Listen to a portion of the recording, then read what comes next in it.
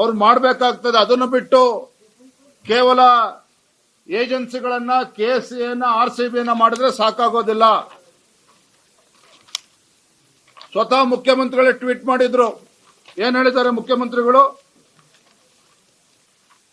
ನಿನ್ನೆ ನಡೆದ IPL final ಪಂದ್ಯದಲ್ಲಿ ಗೆದ್ದು ಬೀಗಿದ ಕರ್ನಾಟಕದ ಹೆಮ್ಮೆಯ RCB ತಂಡಕ್ಕೆ ಅಭಿನಂದನೆಗಳು. ರಾಜ್ಯ ಅತ್ಯಂತ ಹೆಮ್ಮೆ ಹಾಗೂ ಖುಷಿ ಪಡುವಂತಹ ಕೆಲಸವನ್ನ RCB ತಂಡ ಮಾಡಿದ್ದು, ಅವರನ್ನು ಇಂದು ಸಂಜೆ 4 ಗಂಟೆಗೆ ವಿಧಾನಸೌಧದ ಭವ್ಯ ಮೆಟ್ಟಲುಗಳ ಮೇಲೆ ಅಭಿನಂದಿಸಿ ಸನ್ಮಾನಿಸಲಿದ್ದೇವೆ. ಈ ಐತಿಹಾಸಿಕ ಕ್ಷಣದಲ್ಲಿ ನೀವು ಭಾಗಿಯಾಗಿ ಅಂತೇಳಿ ಸ್ವತಃ ಮುಖ್ಯಮಂತ್ರಿಗಳೇ ಕರೆಯನ್ನ ಕೊಟ್ಟಿದ್ದಾರೆ. ಯಾಕಿದನ್ನ ಇಲ್ಲಿ ಉಲ್ಲೇಖ ಮಾಡ್ತಾ ಇದ್ದೇನೆ ಅಂತ ಹೇಳಿದ್ರೆ, ಏನು 3ನೇ ತಾರೀಕು RCB ಫೈನಲ್ಸ್ ಗೆದ್ದ ನಂತರದಲ್ಲಿ ಅವತ್ತು ಸಂಜೆನೆ, ಅಂದ್ರೆ ಮ್ಯಾಚ್ ಆಗೋಕ್ಕೂ ಮುಂಚೆ ಸಂಜೆನೆ KSCA ಮತ್ತು RCB ಕಡೆಯಿಂದ ಮತ್ತು DNA ಏಜೆನ್ಸಿ ಕಡೆಯಿಂದ ಕಬ್ಬನ್ ಪಾರ್ಕ್ ಪೊಲೀಸ್ ಸ್ಟೇಷನ್ಗೆ ಹೋಗ್ತಾರೆ. ಅಲ್ಲಿ ಮನವಿ ಕೊಡ್ತಾರೆ, ನಾವು ನಾಳೆ ಸೆಲೆಬ್ರೇಷನ್ ಮಾಡಬೇಕಾಗಿದೆ, ಅನುಮತಿ ಕೊಡಬೇಕು ಅಂತೇಳಿ ಕೇಳ್ತಾರೆ. ಅದಕ್ಕೆ ಪೊಲೀಸರು ಲಿಖಿತವಾಗಿ ಉತ್ತರ ಕೊಟ್ಟಿದ್ದಾರೆ, ನಾಳೆ ನಾವು ಸಂಭ್ರಮಾಚರಣೆ ಕೊಡೋದಕ್ಕೆ ಅವಕಾಶ ಆಗೋದಿಲ್ಲ. ಲಕ್ಷೋಪಲಕ್ಷ ಸಂಖ್ಯೆಯಲ್ಲಿ ಅಭಿಮಾನಿಗಳು ಬರ್ತಾರೆ, RCB ಅಭಿಮಾನಿಗಳು ಬರ್ತಾರೆ, ಯಾವುದೇ ಕಾರಣಕ್ಕೂ ನಿಮ್ಗೆ ಅನುಮತಿ ಕೊಡೋದಕ್ಕೆ ಸಾಧ್ಯ ಇಲ್ಲ ಅಂತೇಳಿ ಅಲ್ಲಿ ಕಬ್ಬನ್ ಪಾರ್ಕ್ ಪೊಲೀಸ್ ಸ್ಟೇಷನ್ ಅಧಿಕಾರಿಗಳು ಮುಚ್ಚಳಿಕೆಯನ್ನು ಬರೆದುಕೊಟ್ಟಿದ್ದಾರೆ.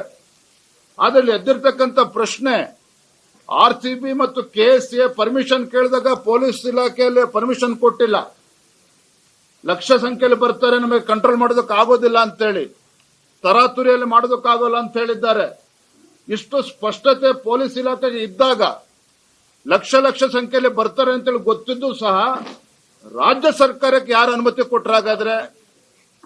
ವಿಧಾನಸೌಧದ ಮುಂದೆ ಸಂಭ್ರಮಾಚರಣೆ ಮಾಡೋದಕ್ಕೆ ಅಲ್ಲೂ ಕೂಡ ಲಕ್ಷ ಸಂಖ್ಯೆಯಲ್ಲಿ RCB ಅಭಿಮಾನಿಗಳು ಬಂದಿದ್ರು ವಿಧಾನಸೌಧದ ಹತ್ತಿರ, ಅವ್ರಿಗೆ ಯಾರು ಪರ್ಮಿಷನ್ ಕೊಟ್ಟರಾಗಾದ್ರೆ?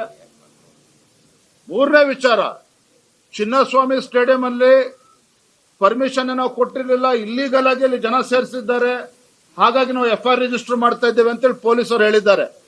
ಅಲ್ಲಿ ಪರ್ಮಿಷನ್ ಇಲ್ಲದೆ ಇದ್ರು ಸಹ ರಾಜ್ಯದ ಉಪಮುಖ್ಯಮಂತ್ರಿಗಳು DK ಶಿವಕುಮಾರ್ ಅವರು ಚಿನ್ನಸ್ವಾಮಿ ಸ್ಟೇಡಿಯಂಗೆ ಹೋಗಿ ಅಲ್ಲಿ ಸಂಭ್ರಮಾಚರಣೆಯಲ್ಲಿ ಯಾಕೆ ಭಾಗವಹಿಸಿದ್ರು, ಅಲ್ಲಿ ಹೋಗಿ ಯಾಕೆ ಕಪ್ಪಿಡ್ಕೊಂಡು ಮುತ್ತಿಡ್ತಕ್ಕಂಥ ಕೆಲಸ ರಾಜ್ಯದ ಉಪಮುಖ್ಯಮಂತ್ರಿಗಳು ಮಾಡಿದ್ರು? ಈ ರೀತಿ ಹಲವಾರು ಪ್ರಶ್ನೆಗಳು ಇವತ್ತು ಪ್ರಶ್ನೆಯಾಗಿ ಉಳಿದುಕೊಂಡಿದೆ.